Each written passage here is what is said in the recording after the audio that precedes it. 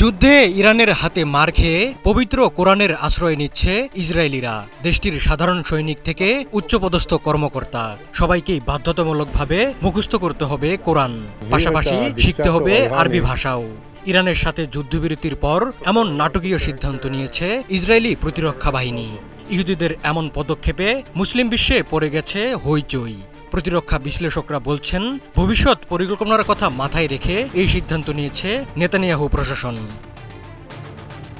Israeli সংবাদ মাধ্যম গেলেই জাহাল এক প্রতিবেদনে জানায়, সেনাদের আরবি ভাষায় শিক্ষিত করে তুলতে বাহিনীর মধ্যে তৈরি হবে একটি বিশেষ বিভাগ। ভাষাবিদ প্রশিক্ষকদের নেতৃত্বে কাজ করবে বিভাগটি। প্রাথমিক পর্যায়ে অনুবাদক এবং রেডিও অপারেটরদের আরবি শেখাবেন তারা। পরে গুপ্তচর এবং গোয়েন্দা বাহিনীর সকল কর্মী থেকে শুরু করে সাধারণ সৈনিকদের শিখতে হবে আরবি ভাষা। পাশাপাশি কোরআনও শিখে রাখবে ইহুদি সেনারা। গুপ্তচর ও গোয়েন্দা বাহিনীর সব কর্মী আগামী বছরের মধ্যে যাতে ইসলামের ধর্মীয় সংস্কৃতি আত্মস্থ করতে পারেন, সেই লক্ষ্য নিয়ে মাঠে নামছে ইসরায়েলি প্রতিরক্ষা বাহিনী। একসময় ইসরায়েলের স্কুল কলেজে চালু থাকা মধ্যপ্রাচ্য সম্পর্কিত বিভাগ আবার চালু করার সিদ্ধান্ত নিয়েছে নেতানিয়াহু প্রশাসন।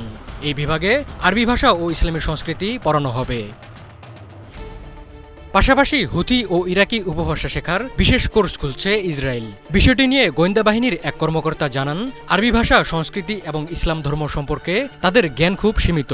আধুনিক সময়ে শত্রুকে মোকাবেলা করতে এই জায়গায় উন্নতি করার প্রয়োজন রয়েছে। এর আগে ২০২৩ সালের ৭ অক্টোবর ফিলিস্তিনি প্রতিরোধ গোষ্ঠীর হামলার গোয়েন্দা ব্যর্থতার চুলচেরা বিশ্লেষণ করে নেতানিয়াহুর সরকার। সেখানে উঠে আসে একাধিক ফাঁকফোকর। সে সময়ও আরবি ভাষা ও কোরআন শিক্ষার প্রয়োজনীয়তা টের পায় দেশটি। ইসরায়েলি গোয়েন্দা কর্মকর্তাদের দাবি, প্রতিরোধ গোষ্ঠীগুলোর নেতাকর্মীদের কথ্য ভাষা হলো আরবি। যোদ্ধারা অনেক সময় কোরআনের বিভিন্ন শব্দ বা আয়াত গোপন কোড হিসেবে ব্যবহার করে থাকেন। হিব্রুভাষী ইসরায়েলি গুপ্তচরদের পক্ষে সেটা বোঝা অসম্ভব। এই ভাষাগত সমস্যার কারণে প্রয়োজনীয় ব্যবস্থা নিতে হিমশিম খেতে হয় ইসরায়েলি গোয়েন্দাদের।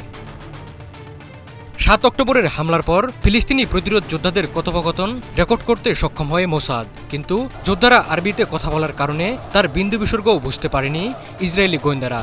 লেবানন ও ইয়েমেনের প্রতিরোধ গোষ্ঠীর হারির খবর সংগ্রহ করতে গিয়েও একই রকমের অভিজ্ঞতা হয়েছে মোসাদের।